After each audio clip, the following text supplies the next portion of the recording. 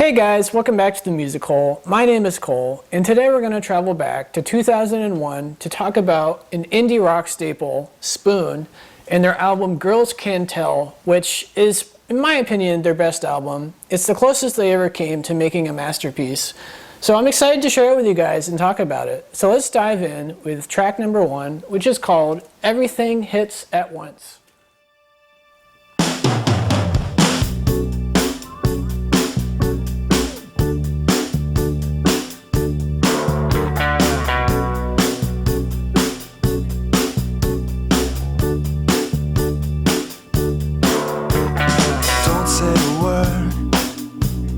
Last one still stinging back on my mind.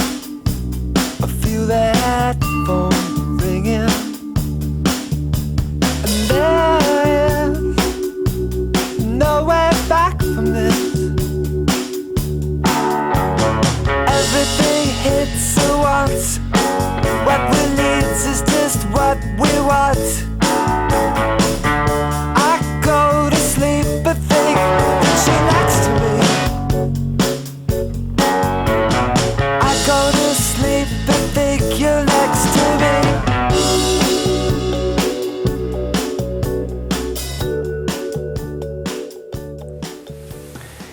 Yeah, I do not envy this guy on this song. I mean, we've all been there, right? You've been dating somebody for a while, and it's kind of like, all right, you're not entirely sure what's going on exactly, but the day comes when she finally says, you know, I think we need to talk, which is like the worst sentence you ever want to hear in your entire life, right? Because nothing good comes after that sentence. So basically, this girl breaks up with him, and it's finally hitting him. You know, everything hits at once, and he realizes, like, oh God, it's over. She's dumping me, you know. And he's going back home after the conversation. He's in bed. He's tossing and turning, and he's just imagining her there because he's so used to her, you know, probably cuddling with him at night. And he's just in shock, basically. I don't blame him. I mean, I've had to deal with this several times in my life. The dreaded, we have to talk. You know, the last thing you ever want to hear. So anyway, I like this song quite a bit. It's very catchy, very memorable. But let's move on to track number 2, which is called Believing is Art.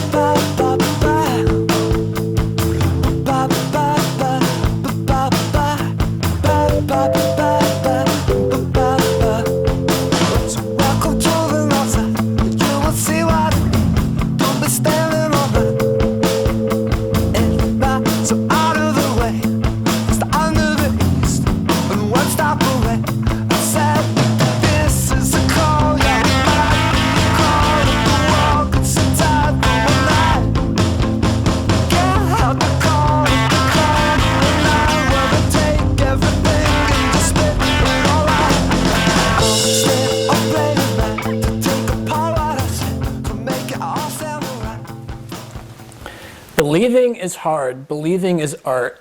And he's kind of relating that to love. And I like where he's going. He's going a little bit deep, right? Because he's examining relationships, and he's acknowledging the fact that when you love somebody, you just kind of assume they love you back. You believe that they love you back, right? There's no concrete evidence that they absolutely will be with you forever and they totally 100% love you, right? It's kind of a belief system. They believe you love them completely. You believe they love you completely, right?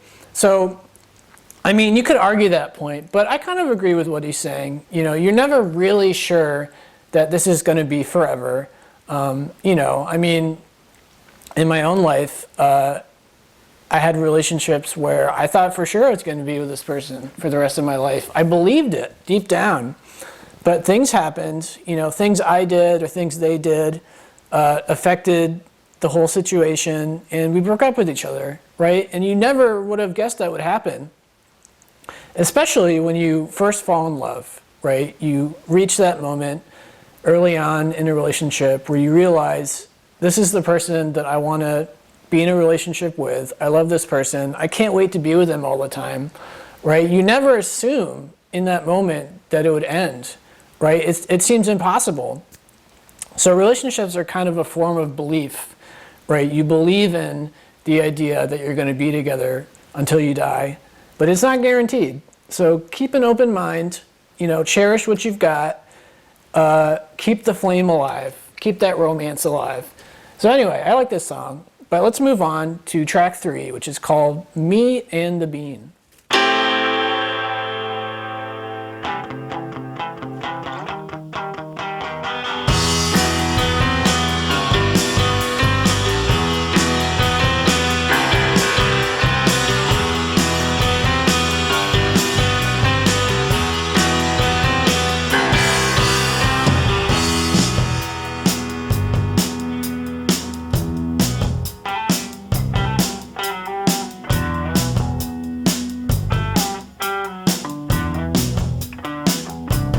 There's a girl in my yard reading to me tarot cards. She don't know anything, but she's beautiful to me. And whoa,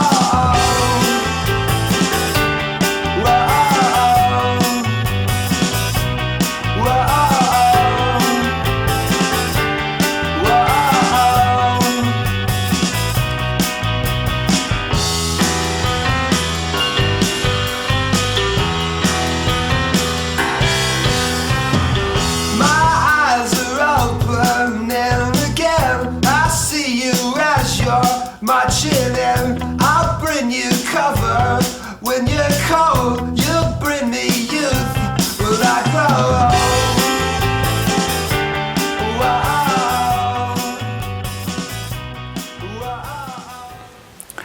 So I absolutely love the line on this song, "You'll bring me youth when I grow old," right? I mean, the song is about this guy falling in love with the tarot card reader, right?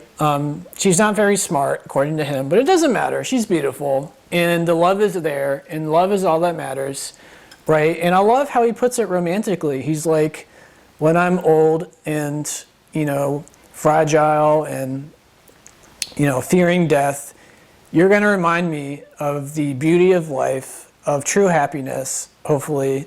Because in my own opinion, life is all about family. It's all about finding someone to live your life with, to share your life with, to have shared memories. Because in my opinion, memories that are shared are the key to life. And what I mean by that is, you can do things on your own, and you can have a great time. But if you don't have somebody to reminisce with, it's kind of like it didn't happen in the first place, if that makes any sense. If you go camping by yourself, you've got nobody to remember that experience with. Like, hey, remember when we went camping and that bear came and we thought we were going to die and, this happened and that happened? It's not as much fun. But life is all about finding at least one person, at the bare minimum, a best friend to share your life with, to do things with, to give your life some meaning, right? I do believe, I just want to go on a quick tangent. I do believe that everyone's life has meaning, even if you're single and you, let's say, never marry. Whatever you do for your job, it doesn't matter whether you're a doctor or a garbage man or a janitor, you're an essential part of life because someone's got to do those jobs, even if not everybody wants to be a janitor per se. Someone's got to do it. It helps society function. So that was a little bit of a tangent. But basically what I'm trying to say is life is all about sharing moments with other people, in my opinion, and I'm assuming in his opinion too. So I like the song. I like how it makes me think of all these things, But anyway, let's move on to track 4, which is called Lines in the Suit.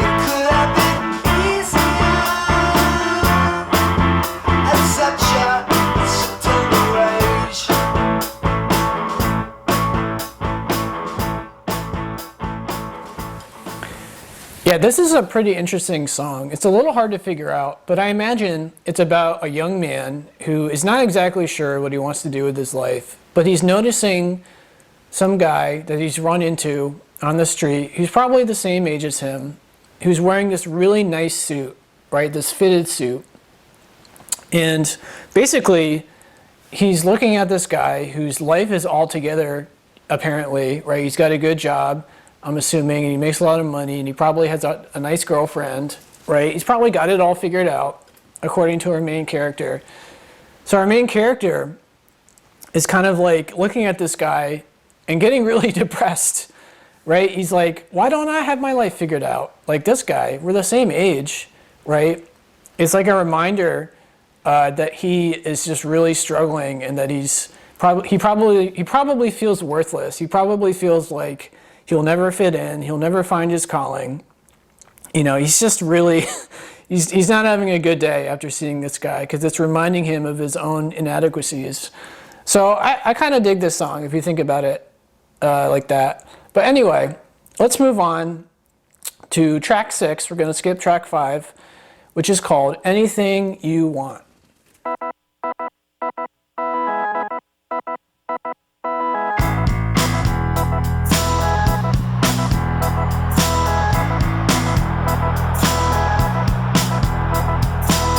If there's anything you want,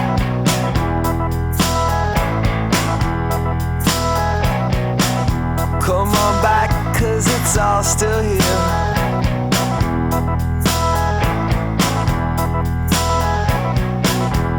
I'll be in the back room drinking my half of the beer. And if you and me so right, was it the same thing every night? It's just a matter of time. It's almost measurable. Imagination ain't kind on us tonight.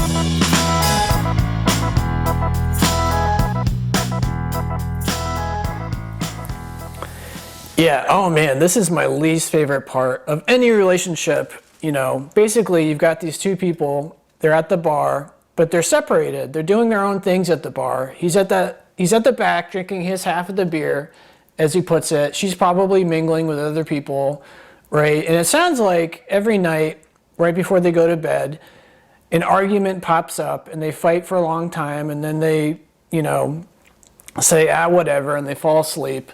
And the next day they kind of feel slightly better. But really, they're just on the slow decline towards breaking up, right? It's not hard and fast. It's always a very slow descent. It's very painful. You know it's coming, but you don't want to face the reality. You know, I think we've all kind of been there, where you know it just doesn't feel right anymore. You know, maybe at one point you really loved each other, but for whatever reason, it's just not working out. You know, it could be for like reasons like maybe he's not getting a job and she's really annoyed by that, or maybe he's starting to drink a lot and that's really annoying her, or like it could be any number of things, but they're about to break up. So it's a pre-breakup song. So these poor people, I don't envy them. But anyway, let's move on to track number 7, which is called Take a Walk.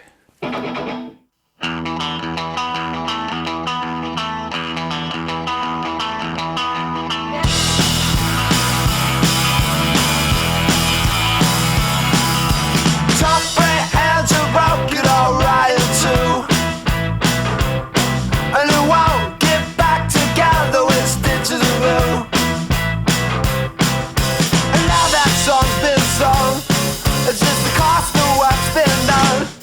The call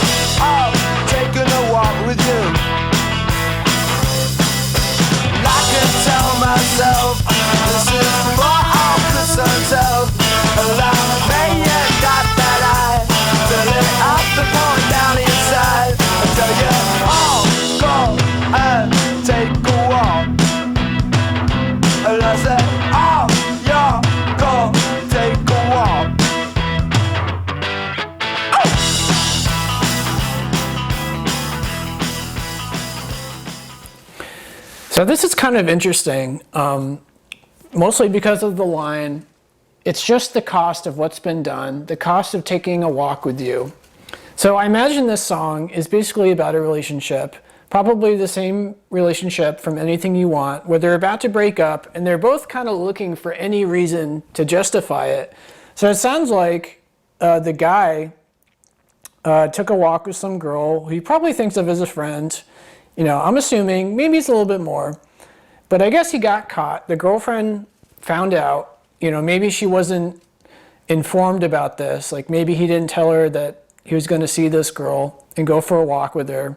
So the girlfriend found out and is using this to justify leaving him, right? Because he says, tough break, and you broke it all right in two, and it won't get back together with stitches and glue. So as far as she's concerned, he's cheating on her, right? And that's her excuse to finally end it. And she feels justified now, right? She's like talking with all her girlfriends, you know, like, oh, I can't believe that scumbag. He's totally been cheating on me. I caught him walking with this girl, and I know what's going on, you know. And they're all probably cheering her on, like, yeah, you go, girl. I'm so proud of you for leaving him, right? You know, I mean, I can relate to this guy's situation in my own life where I had a situation where an ex thought that I was cheating on them, but I wasn't. But there was a reason why she thought that, which sort of made sense, unless it made sense until I explained it. I'm not going to get into it, but I've been in this guy's shoes, so to speak, so I understand his frustration.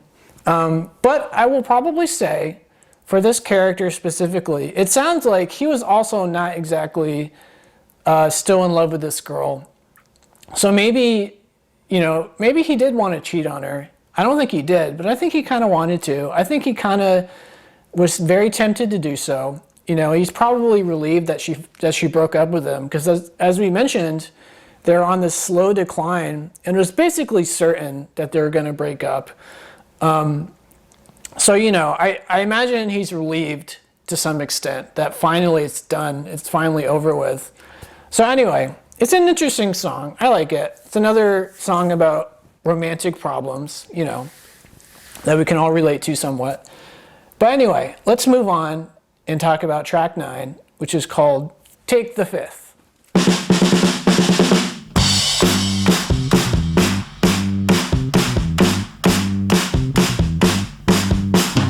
Wendy's walking out alone and it's Saturday night.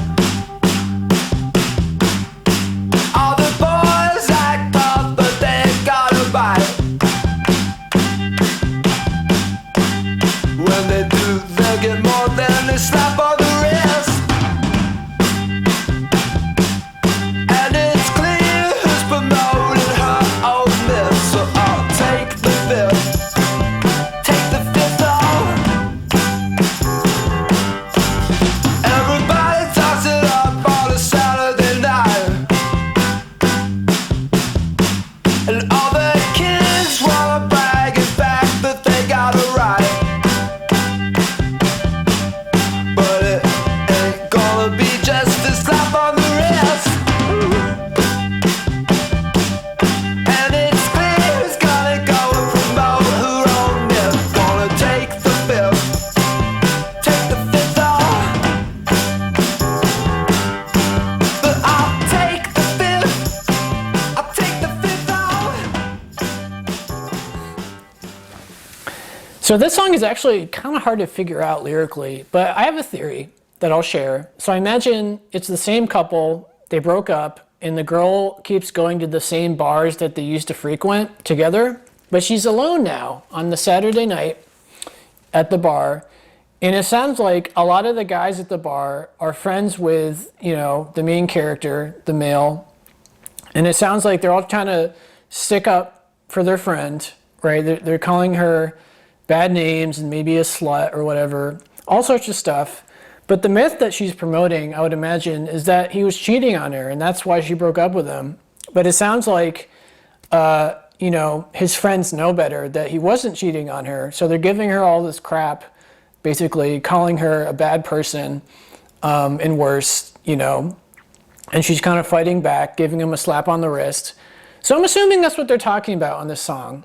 that she's pretending like she was totally justified leaving this guy because he was cheating on her when he wasn't. And, everyone at the bar is sticking up for the man, essentially. I could be wrong about that. I'd like to hear your interpretation of this song, if you have a better theory. It's a really difficult song to understand, if I'm being honest. I kind of went over and over it. I went over it multiple times, and that's the best I could come up with. But anyway, I do like this song quite a bit. It's very memorable. But anyway, so I have one last clip for you guys that I want to talk about from the last track. It's called Chicago at Night. Speaking with the second language, she never been there before. They wouldn't set up the wall. And no, nobody expected much from this reinvention. She still broke right down after all, because she knew that it was all over.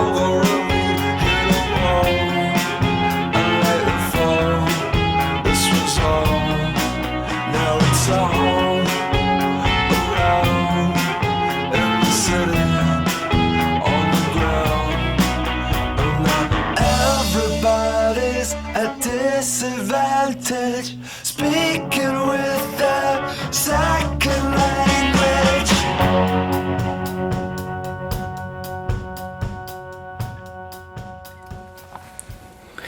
Yeah, so I've always thought of this as a really sad ending for the woman. I mean, I imagine it's the same woman from the previous songs, right? It sounds like, she broke up with her man. She said that he was cheating on her. But all of his friends know better, so they keep giving her crap when she goes to the local bars.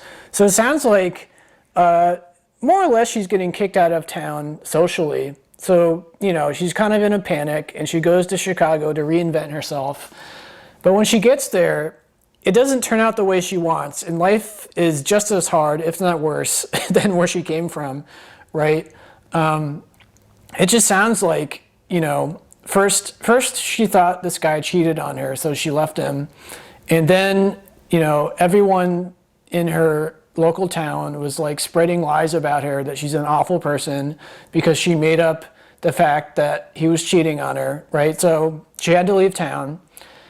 And, things aren't better in Chicago. It's probably worse. So it's basically just a really sad ending for this character who, probably believes deep down that she was being cheated on. So she already feels awful, right? I mean, on one hand, she's glad to leave this guy. She's glad to have a reason to leave this guy, but she didn't realize it would ruin her social life by doing that, basically. So that's kind of how I interpret this song. I could be wrong about it. I'd love to hear your interpretations if you've got a better idea of it. But anyway, so that's Girls Can Tell. It's a very solid album, but I would argue that it doesn't quite reach the high watermark I've set for like my minor gems. It's not quite that good, but it's a very consistent album. It's very solid. I do recommend it. I think it's Spoon's best album, in my opinion. But anyway, I just hope you thought it was interesting. I hope you enjoy it. Feel free to let me know in the comments whether you liked it or not. I'll check it out. And if you enjoyed the video, please like and subscribe. It really helped me out. But yeah, that's Girls Can Tell. Check it out and have a good one.